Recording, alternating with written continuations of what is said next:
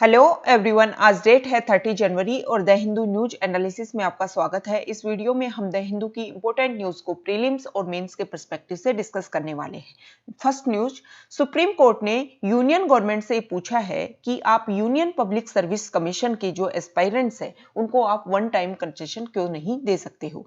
First हम बात कर लेते हैं कॉन्टेक्स्ट की।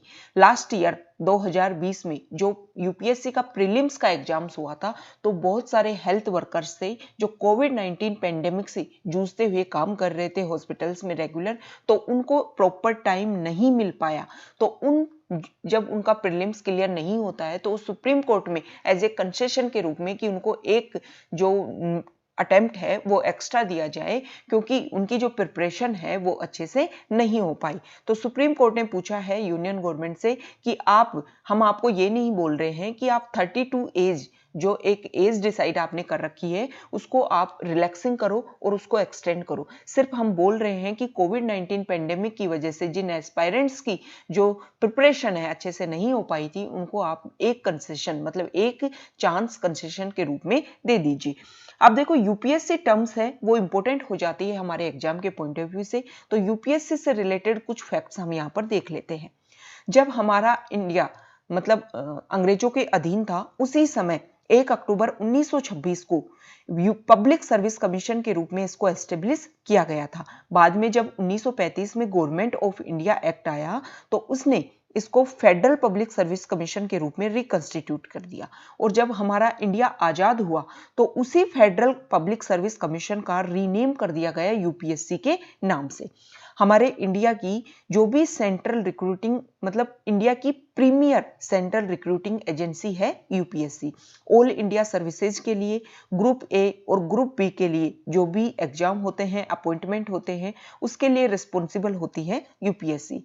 यूपीएससी का जो हेड है चेयरमैन है उसको चुनने का काम करते हैं, उसको अपॉइंट करते हैं हमारे प्रेसिडेंट ऑफ इंडिया। देखो यूपीएससी एक कॉन्स्टिट्यूशनल बॉडी है और जिस प्रकार से election commission of India independent body है उसी तरीके से यूपीएससी भी एक इंडिपेंडेंट बॉडी के रूप में काम करती है। हमारा जो संविधान है उसके पार्ट 14 में आर्टिकल 315 से 323 तक पब्लिक सर्विस कमीशन के बारे में बात की गई है। मतलब जो हमारा यूनियन पब्लिक सर्विस कमीशन है और स्टेट पब्लिक सर्विस कमीशन है उनके बारे में बात की गई है संविधान के भाग 14 में। नेक्स्ट जो हमारी न्यूज है वो इकोनॉमिक सर्वे से रिलेटेड है। फर्स्ट हम देख लेते हैं कि इकोनॉमिक सर्वे होता क्या है। देखो लास्ट ईयर मतलब अब 2021 चल रहा है तो पिछला जो हमारा फाइनेंशियल ईयर था उसमें हमने क्या खर्चा किया, क्या हमारे आय हुई, जब उसके बारे में बताया जाता है तो वो इकोनॉमिक सर्वे में एक्सप्लेन किया जाता है। अब बजट क्या होता है? बजट होता है आने वाले समय के बारे में, मतलब आने वाला जो फाइनेंशियल ईयर है उसमें क्या क्या हमारा खर्च होगा, क्या कहाँ कहाँ हम खर्च करने वाले हैं, कौन कौन सी योजनाएं आने वाली है उसमें बताया जाता है। बजट में बताया जाता है आने वाले साल के बारे में, इकोनॉमिक सर्वे में बताया जाता है पिछले साल के बारे में। ठीक है, ये क्लियर हो गया। इकोनॉमिक सर्वे को तैयार करता है ministry of finance. Ministry of finance के अंडर भी एक डिपार्टमेंट आता है। वो डिपार्टमेंट जो है उस डिपार्टमेंट का नाम है डिपार्टमेंट ऑफ इकोनॉमिक अफेयर्स। वो इसको तैयार करता है और हमारा जो यूनियन बजट आता है उससे पहले इसको पार्लियामेंट में पेश किया जाता है इकोनॉमिक सर्वे को। जब हमारा देश आजाद हुआ था उस समय 1950-51 से 1964 तक बजट के साथ ही पब्लिश किया जाता था इकोनॉमिक सर्वे। लेकिन 1964 के बाद में जो हमारा बजट सेशन होता है उसमें बजट आने से पहले ही इकोनॉमिक सर्वे को जो हमारा पार्लियामेंट है उसमें रख दिया जाता है। ये हमने डिस्कस किया इकोनॉमिक सर्वे। अब इकोनॉमिक सर्वे कल हमारा प्रस्तुत किया गया पार्लियामेंट में क्योंकि हमारा बजट सेशन स्टार्ट हो गया है और कल जॉइंट मीटिंग हुई थी दोनों ही राज्यसभा और लोकसभा की और उनको एड्रेस किया था हमारे प्रेसिडेंट रामनाथ कोविंद ने।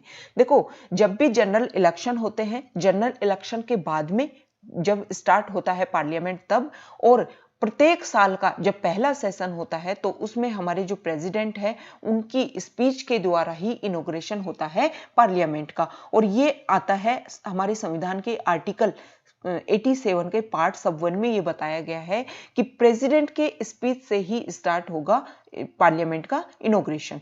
अब इकोनॉमिक सर्वे में यह बताया गया है कि जो नेक्स्ट फिशल ईयर है उसमें हमारी ग्रोथ 11% तक रहने वाली है।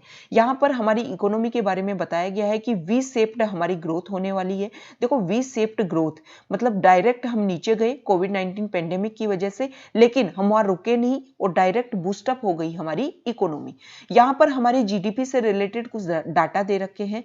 फाइनेंशियल ईयर 20 में हमारी जो जीडीपी थी उसकी वो 145.7 लाख करोड़ की थी और फाइनेंशियल ईयर 21 में जब 7.7% का कॉन्ट्रैक्शन हो गया तो हमारी जीडीपी आ गई 134.4 लाख करोड़ की। और अब एक्सपेंशन माना जा रहा है कि 11% हमारी यहाँ पर ग्रोथ होने वाली है फाइनेंशियल ईयर 22 में, तो हमारी जो जीडीपी है वो हो जाएगी 149.2%। इसके साथ में देखो ये इकोनॉमिक सर्वे के इंपॉर्टेंट डाटा है, प्रीलिम्स में भी क्वेश्चन आ सकते हैं और मेंस में इन डाटा का हम यूज आंसर राइटिंग में कर सकते हैं। इसके साथ में ही धीरे धीरे हम इकोनॉमिक सर्वे से रिलेटेड और भी इंपॉर्टेंट डाटा हैं उनको हम धीरे धीरे डिस्कस करेंगे। नेक्स्ट जो हमारी न्यूज है ये फार्मर प्रोटेस्ट को लेकर के है। देखो 26 जनवरी को जब उन्होंने ट्रैक्टर परेड के लिए फार्मर्स ने अनुमति मांगी थी, क्योंकि वो फार्म लॉज के लिए काफी 2-3 महीने से रेगुलर प्रोटेस्ट कर रहे हैं, तो वो उन्होंने अपनी अनुमति मांगी, दिल्ली पुलिस ने उनको अनुमति दी। लेकिन ये फार्मर्स जैसे ही दिल्ली कैपिटल में एंटर हुए उन्होंने जो लाल किला है उसकी तरफ अपने कदम बढ़ाना स्टार्ट किए। हमारा जो झंडा है उसको नीचे उतार करके उन्होंने जो खालिस्तान को सपोर्ट करने वाला जो झंडा है उसको वहां पर लहरा दिया था। तो एक तरीके से कंसर्न क्रिएट हो गए थे और बहुत ज्यादा प्रॉब्लम क्रिएट हो गई थी। 26 जनवरी जिस दिन हम हमारा as a Republic Day celebrate करते हैं और उसी दिन जब ये काम हुआ तो हमारा जो गवर्नमेंट है उसने काफी हार्श एक्शन लेने की सोची और जो भी फार्मर्स वहां रुके हुए हैं उनको वहां पर हटाने की कोशिश की जा रही है। जैसे सिंधु बॉर्डर है, गाजीपुर जो एरिया है वहां पर से फार्मर्स को। अब देखो वहां पर भारतीय किसान यूनियन के लीडर हैं जिनका नाम है राकेश टिकैत। उन्होंने इमोशनल होकर के एक अपना वीडियो जारी किया, उन्होंने अपने बयान दिए। उन्होंने ये बोला कि हमने ऐसा कुछ नहीं किया, जो भी हमारी परेड हो रही थी उसमें कुछ उपद्रवियों को जो गवर्नमेंट है उन्होंने उसमें एंटर करवाया और उन्हीं लोगों ने ये कारनामे किए ताकि जो किसान है वो बदनाम हो सके और जो हमारा मुद्दा है, जो पॉइंट है फार्म लॉज के लिए, उसको डाइवर्ट करने की कोशिश की गई है। अब हमारे लिए इंपॉर्टेंट हो जाता है कि भारतीय किसान यूनियन क्या है, कब एस्टेब्लिश की गई थी। देखो जो ये यूनियन है वो चौधरी चरण सिंह द्वारा पंजाब खेतीबाड़ी यूनियन से 1978 में फाउंड की गई थी भारतीय किसान यूनियन। बाद में जो पंजाब खेतीबाड़ी यूनियन है वो भारतीय किसान यूनियन की पंजाब ब्रांच बन गई थी। ये जो भारतीय किसान यूनियन है इसका वेस्टर्न यूपी ब्रांच 17 अक्टूबर 1986 को एस्टेब्लिश किया गया था और महेंद्र सिंह टिकैत द्वारा इसको एस्टेब्लिश किया गया था। भारतीय किसान यूनियन का जो नेशनल हेडक्वार्टर है वो सिसोली यूपी में है। ये जो किसान यूनियन है वो ना केवल यूपी हरियाणा जो मतलब यूपी, हरियाणा, पंजाब, राजस्थान, गुजरात, इसके अलावा साउथ के बहुत सारे स्टेट हैं जैसे कर्नाटका, तमिलनाडु, महाराष्ट्र, उनमें भी ये किसान यूनियन फैली हुई है।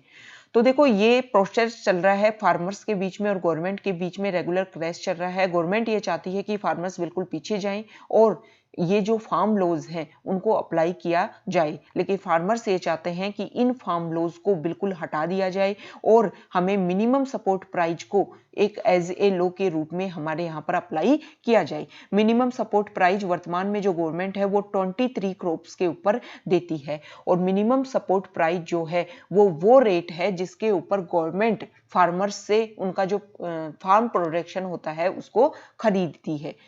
मिनिमम सपोर्ट प्राइस CACP की रिकमेंडेशन के आधार पर लागू की गई थी। मतलब जितना खर्चा आ रहा है आपके प्रोडक्शन में उससे 1.5 गुना ज्यादा क्या होनी चाहिए, आपकी MSP मिनिमम सपोर्ट प्राइस होनी चाहिए। ये स्वामीनाथन जो कमीशन हुआ था उसने ये सिफारिश की थी। नेक्स्ट जो हमारी न्यूज है वो देखो एनजीओ से रिलेटेड है। गवर्नमेंट ने कोशिश की है कि एनजीओ को जो भी फंड्स प्राप्त होते हैं उनके ऊपर टाइटन कोशिश की जाए, मतलब पूरा अच्छे से ध्यान रखा जाए। यूनियन होम मिनिस्ट्री FCRA जो रूल्स हैं उनको गवर्न करती है union home ministry, ministry of home affairs. तो उन्होंने ये बोला है कि कोई भी हमारा इंडिया का जो एनजीओ है, नॉन गवर्नमेंटल ऑर्गेनाइजेशन, अगर उसको कोई भी डोनेशन प्राप्त होता है तो इंडियन रुपीज में वो डोनेशन प्राप्त होना चाहिए। और कोई भी फॉरेन सोर्स से जो भी डोनेशन प्राप्त होता है उसके बारे में जो बैंक्स हैं वो गवर्नमेंट को फटाफट क्या करेंगे, इन्फॉर्म करेंगे।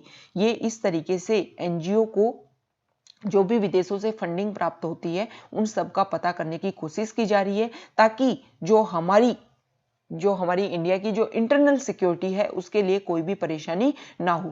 क्योंकि एनजीओ में जो पैसा आता है वो किस चीज के लिए यूज किया जाता है और कितना पैसा आ गया है, तो उसके लिए हमारी गवर्नमेंट हमेशा रेगुलर तैयार रहे। अगर कोई एनजीओ को विदेश से कोई पैसा प्राप्त हो रहा है और अगर वो सोर्स जो पैसा दे रहा है एनजीओ को, मान लो वो सोर्स इंडिया में ही मौजूद है, लेकिन फिर भी उस पैसे को फॉरेन कंट्रीब्यूशन के नाम से जाना जाएगा। एक FCRA एक्ट में एक चीज और चेंज किया गया है कि जो भी एनजीओ हैं उनके चाहे किसी भी उनके जो FCRA अकाउंट है वो किसी भी बैंक में हो सकते हैं, लेकिन हर एनजीओ का एक अकाउंट SBI की जो दिल्ली ब्रांच है उसमें जरूर होना चाहिए। ये अनिवार्य कर दिया गया है हर एनजीओ के लिए। नेक्स्ट जो न्यूज है वो दिल्ली से है। देखो दिल्ली में 10th और 12th के लिए ही अभी स्कूल्स खुली थी, अब 9th और 11th के लिए भी जो स्टूडेंट्स हैं उनके लिए भी स्कूल 5 फरवरी से स्टार्ट हो जाएंगी। नेक्स्ट जो हमारी न्यूज है यहां देखो सीरम इंस्टीट्यूट ऑफ इंडिया ने एक वैक्सीन बनाई है जो अमेरिका की वैक्सीन है जिसका नाम है Novavax serum institute of India ने वैक्सीन बनाई है। ये वो ही सीरम इंस्टीट्यूट ऑफ इंडिया है इंडिया का जिसने कोविशील्ड वैक्सीन बनाई है और जिसका हमारे यहाँ पर इमरजेंसी यूज ऑथराइजेशन के लिए भी अप्रूवल मिल गया है। तो ये नोवावैक्स जो कंपनी है उसके लिए वैक्सीन बनाई है Pune based serum institute of India ने। इसके जो एफिकेसी डाटा है वो यूके में जब चेक किया गया तो 89% इसके एफिकेसी डाटा दिखे, लेकिन जब इसी वैक्सीन को साउथ अफ्रीका में चेक किया गया तो इसके 60% एफिकेसी डाटा आए हैं। तो इस चीज से हमें क्या समझ में आता है, देखो सीरम इंस्टीट्यूट ऑफ इंडिया की जो वैक्सीन है वो हमने कौन से एफिकेसी डाटा यूज किए हैं, सीरम इंस्टीट्यूट ऑफ इंडिया की कोविशील्ड के जो उन्होंने यूज किए थे, जो उन्होंने ट्रायल किया था यूके में, उसी को दिखा दिया है सीरम इंस्टीट्यूट ऑफ इंडिया ने। तो जब एक देश से दूसरे देश में वेरिएंट पर चेंज होता है, लोगों पर चेंज होता है, तो एफिकेसी डाटा भी चेंज होते हैं। तो एक तरीके से जो सीरम इंस्टीट्यूट ऑफ इंडिया को अब इस कंसर्न को अच्छे से लेना चाहिए और खुद के भी जो वैक्सीन है उनके जो डाटा हैं उनको अच्छे से उन पर वर्क करना चाहिए, ताकि लोगों में जो हेजिटेंसी बनी हुई है वैक्सीन को लेकर के वो खत्म हो सके। अब देखो हमारा इकोनॉमिक सर्वे आया है, इस पेज नंबर 10 पर इकोनॉमिक सर्वे के ही कुछ डाटा दिखाए गए हैं। सबसे पहली जो हमारी न्यूज है वो ये बोला गया है कि नॉन परफॉर्मिंग जो असेट्स हैं उसका जो प्रॉब्लम है वो आने वाले समय में मतलब सितंबर 21 तक जाते जाते ये सब कुछ इनका लेवल जो है, जो नॉन परफॉर्मिंग असेट्स का जो लेवल है वो काफी ऊंचा हो जाएगा। यहाँ पर देखो स्टेट्स के बीच में बेयर नेसेसिटीज एक इंडेक्स पास किया गया है, बेयर नेसेसिटीज इंडेक्स। इसमें 0 से 1 के बीच में रेंजेज की गई है। जहां पर 1 है, जिन स्टेट्स में 1 है मतलब वहां पर बेस्ट क्वालिटी मिल रही है लोगों को, हाउसिंग की, किचन की, टॉयलेट की, ड्रिंकिंग वाटर की, waste discharge facilities, clean cooking fuels and disease free environment. ये सारे क्या है, ये सारे वो फंडामेंटल्स हैं, इनके आधार पर ये रेटिंग्स की गई है। तो देखो गुजरात ये जो हो गया, हरियाणा और उत्तराखंड, इसके अलावा मिजोरम, सिक्किम, केरला, गोवा, यहाँ पर जो है वो लोगों को अच्छी नेसेसिटीज प्राप्त हो रही हैं। जो पिंक येलो कलर में है उन लोगों को मीडियम नेसेसिटीज प्राप्त हो रही हैं, मतलब ये सारी चीज़ों की अवेलेबिलिटी उनको मीडियम मिल रही है, कुछ चीज़ें अच्छी मिल रही है, कुछ चीज़ें बुरी मिल रही हैं। और जो रेड कलर में है ना उनकी हालत खराब है, मतलब ये वेस्ट बंगाल हो गया, ये बिहार हो गया और ये झारखंड हो गया, इसके अलावा ये त्रिपुरा हो गया, यहाँ की हालत खराब है। यहाँ पर ये जो बेसिक नेसेसिटी जो चीजें हैं वो लोगों को अच्छे से अवेलेबल नहीं हो पा रही। यहाँ पर इकोनॉमिक सर्वे के एक डाटा की और बात की गई है कि 2016-17 से जो भी हमारा डिफेंस सिस्टम में जो भी बजट एलोकेट किया गया था, उस पूरे बजट को यूटिलाइज किया जा रहा है 2016-17 से। नेक्स्ट जो हमारी न्यूज है वो फॉरेन पेज से है। देखो, पिछले साल इस समय ही जो चाइना है वहां के वुहान क्षेत्र से कोविड-19 पेंडेमिक की स्टार्ट हो गया था। तो अब WHO की टीम वहां पर गई है ये पता करने के लिए कि किस तरीके से ये जो कोविड-19 पेंडेमिक है इसका स्टार्ट हुआ था, क्योंकि चाइना ये स्टार्ट करता है कि जो नॉर्मल वहां का जो एक तरीके से मार्केट है, स्पेशली जो नॉन वेज जो मार्केट है वहां से ये स्टार्ट हुआ था। तो इसके ग्राउंड जीरो, इस पेंडेमिक का जो ग्राउंड जीरो है उसका प्राप्त करने के लिए, उसके बारे में पूरी जानकारी हासिल करने के लिए WHO की जो एक्सपर्ट टीम है वो वुहान चली गई है चाइना के एरिया में। वहां का जो फूड मार्केट है जिसको माना जा रहा है कि कोरोना वायरस का ओरिजिन वहीं से हुआ था, उसका पता करने के लिए। नेक्स्ट जो हमारी न्यूज है, देखो, इंडिया से श्रीलंका में वैक्सीनेशन प्रोग्राम पहुंचाया गया था और अब श्रीलंका में भी जो वैक्सीन रोल आउट है वो स्टार्ट हो गया है। नेक्स्ट जो हमारी न्यूज है वो यूएस से रिलेटेड है। यूएस में नए राष्ट्रपति बन गए मिस्टर जो बाइडेन, और जो बाइडेन ने आते ही उन्होंने ये बोला कि मैं पेरिस क्लाइमेट जो एग्रीमेंट है उस पर भी वापस आना चाहेगा यूएस का एडमिनिस्ट्रेशन, और ईरान के साथ में जो न्यूक्लियर डील हुई थी उसको भी हम दोबारा से स्टार्ट करना चाहेंगे। थोड़ा सा हम बैकग्राउंड की बात कर लेते हैं। 2015 में P5+1 कंट्रीज ने, P5+1 क्या है, जो यूनाइटेड नेशन सिक्योरिटी काउंसिल के जो 5 परमानेंट मेंबर्स हैं और उसके अलावा 1 है जर्मनी, इसके अलावा यूरोपियन यूनियन ने भी इसमें साथ दिया था, और ईरान के साथ एक डील हुई थी जिसको JCPOA एग्रीमेंट के नाम से भी जाना जाता है, या न्यूक्लियर डील या ईरान डील के नाम से भी बोलते हैं। तो उस समय जो मेन आर्किटेक्ट था उस डील का, जिसका नाम है रॉब मेले, उसको जो बाइडेन एडमिनिस्ट्रेशन है वो वापस से लेकर के आया है इस डील पर काम करने के लिए।